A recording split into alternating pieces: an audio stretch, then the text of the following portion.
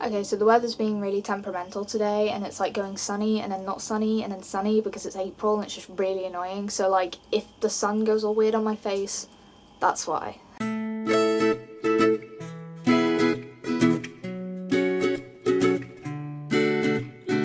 As you have probably guessed from the name of this video, today I wanted to talk to you about plots. Now it's important to say before we start that everyone has their own way of plotting, and some plots are different to what I'm about to say, so just keep in mind that you will have your own ways, and this is just like the most basic foundation of plot structure. So to begin with, a plot is essentially your character's journey through 3 acts. Now the 3 acts comprise of 5 different little segments. Act 1 basically comprises of the inciting incident, which is that one thing that sets the whole book going, and also the complication, which is when the character realises that solving the inciting incident is going to be probably a lot harder than they initially thought. Act number 2 comprises of the betrayal. This is the part of the novel that is completely unique to every single story out there, and they will always have someone different or something different that sets the main protagonist's world, you know, going everywhere, because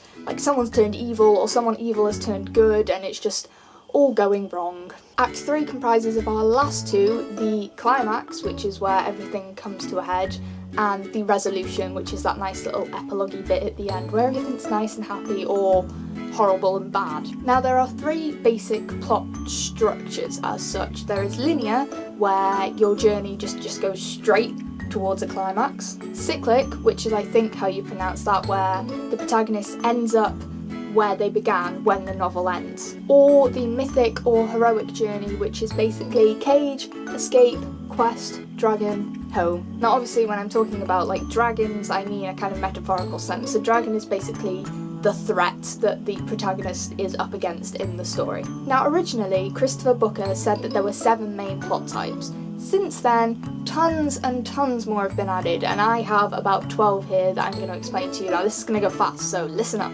Ian, killing the dragon. Now again, the dragon is like a metaphor for the threat, so this is where a community basically faces a threat that they have to destroy. Die, rags to riches, which is where the underdog has to draw on something in themselves and overcome whatever it is they need to overcome. Tree, the quest or journey, where a person leaves their home in search of treasure, so any kind of adventure movie like The Hobbit. Pedwar, the voyage and return, where the protagonist leaves to some strange land and comes back after having an adventure, so stories like The Chronicles of Narnia are the perfect example of this. Pimp, the comedy, where a misunderstanding or something basically gets in the way of the protagonist achieving their goals, so movies like The Hangover, where all they really want is a decent stag do, and look at all the shit that goes down there. Quair, the tragedy. This is kind of obvious, it's where a character has a flaw that stops them and undermines them in reaching their goal, and obviously the most obvious and cliche tragedy of them all is Romeo and Juliet, and their flaw is their love for one another, because it stops them from leading happy lives, you know, like, not dead.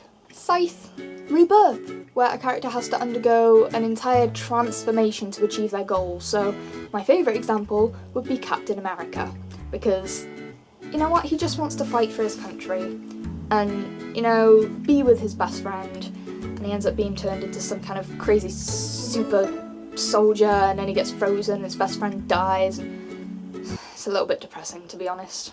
Oath, Rite of Passage, or The Buildings Roman, which is essentially a growing up story, so any kind of high school story, Struck by Lightning, Perks of Being a Wallflower, that kind of thing. Now, Rebellion, where a group or community rises up to absolve a threat. So any kind of dystopian stories are normally like this, V for Vendetta, The Hunger Games, Divergent, that kind of thing. Deg, the Switch, which is kind of obvious again, things like The Prince and the Pauper, where 2 characters switch places and live each other's lives. Another example would be The Parent Trap. Eendeg Een, the Faustian Pact, which comes from the play Dr. Faustus, where a guy sells his soul to the devil. This is essentially that, in that a character will make a promise or agree to do something that they then can't get out of. So most like mafia movies, some spy thrillers are like this. On a more light note, I guess you could say The Little Mermaid. I mean, she gives away her voice and she can't get out of it, so yeah, perfect example. Eendeg. die. The rise and the fall. This is again kind of obvious where a character starts at the bottom and works their way up, so I'm thinking Leo DiCaprio here, Wolf of Wall Street. Now personally I think these plot types come in much more handy when you're trying to put something together for an editor or an agent, and sometimes you just have a manuscript in front of you that's just a load of words and chapters and you want to attribute a plot to it so you can explain it well. Attributing a preconceived structure to your writing sometimes isn't the best way to go about it in the first place. But if you're struggling and you don't know where to start, maybe looking at one of these, seeing what kind of story you want to write and going from there can really help a girl out. I hope this has been at least a little bit helpful to you. Next time I want to talk about some ideas and concepts of writing like postmodernism, etc, etc. Stay fabulous, keep writing, and I will see you all soon.